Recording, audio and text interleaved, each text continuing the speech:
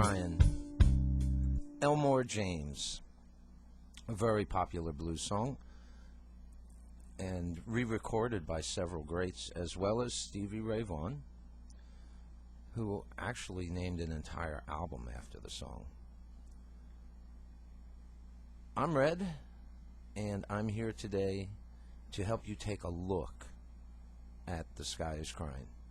I'm going to roll through the track. I'm going to play some rhythm, demonstrate a few cool moves, then I'm going to play a little bit of lead, and then I'm going to talk about what I've done. So I'm going to go ahead and get you just a little bit better view of my fretboard. There we go. And I'll start with the rhythm and then move on to the lead, and then I'll explain what I've done. Here we go.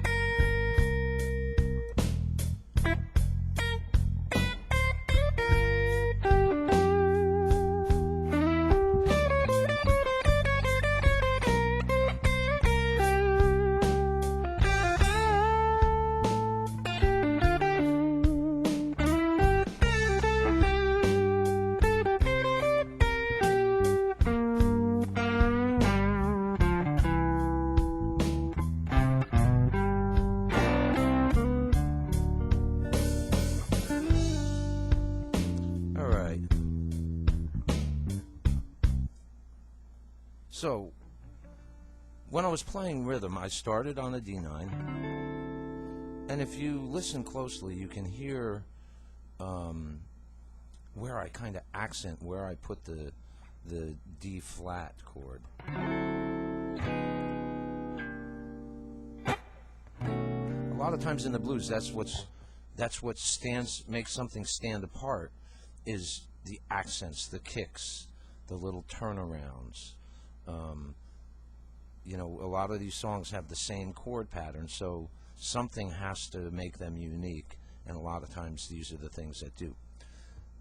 I was using ninth chords. I was using a D9, using a D flat as a passing chord, D flat 9, C9, then G9,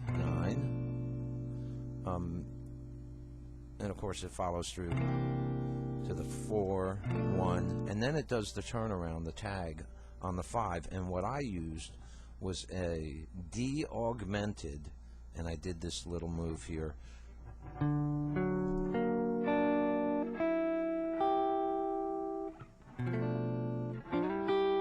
What I did there was a D augmented, I arpeggiated it.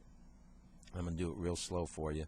And basically when I get to the second string, I play the note that I'm fingering right now at the second string at the 3rd fret, and then I put my pinky down at the 5th fret on the 2nd string, play that note, and then play the 3rd fret 1st string G note, and it sounds like this.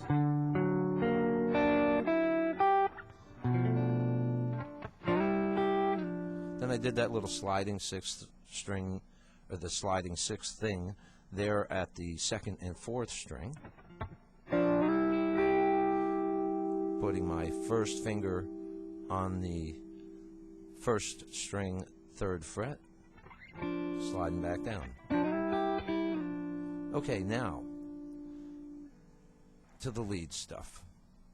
I'm playing G minor pentatonic, I'm playing G major pentatonic, I'm blending the two together, and I'm using passing tones. So, you know, for the intro, I started actually in a D major pentatonic.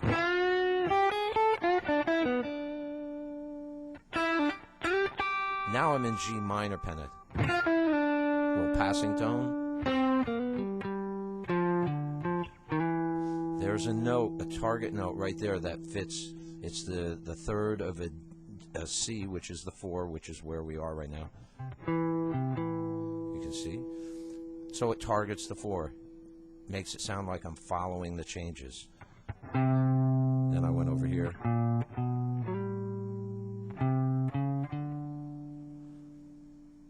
I also played up here in the G major pentatonic.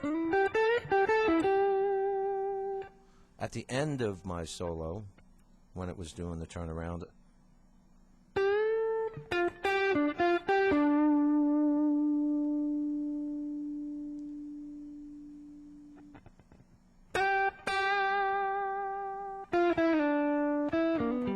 you can see what I did there.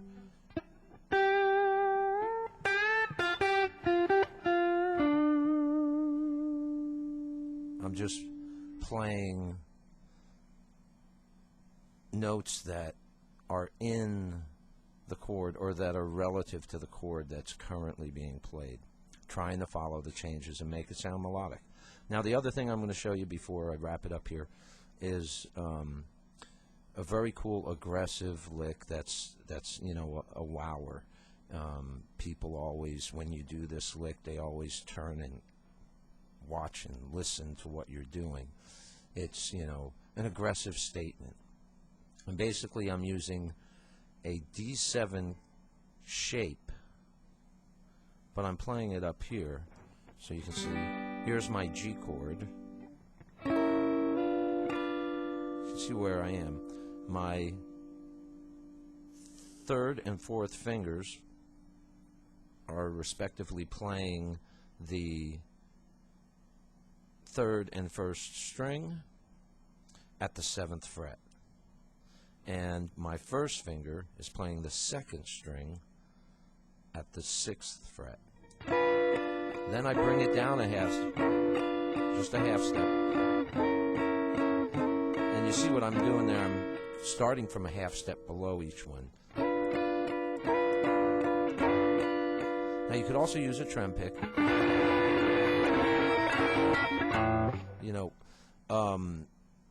the whole idea is to really get something that builds up. And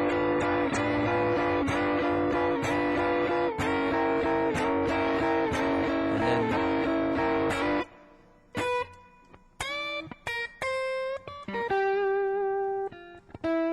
now you get kind of soft and sweeter.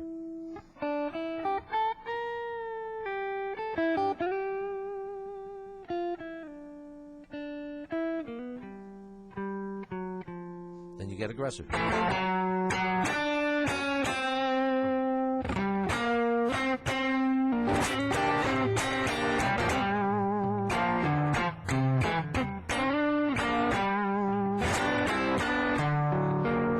So the up and down, that creates that dynamic thing that really, like I said, helps to make the blues what it is. And I will see you with another lesson soon.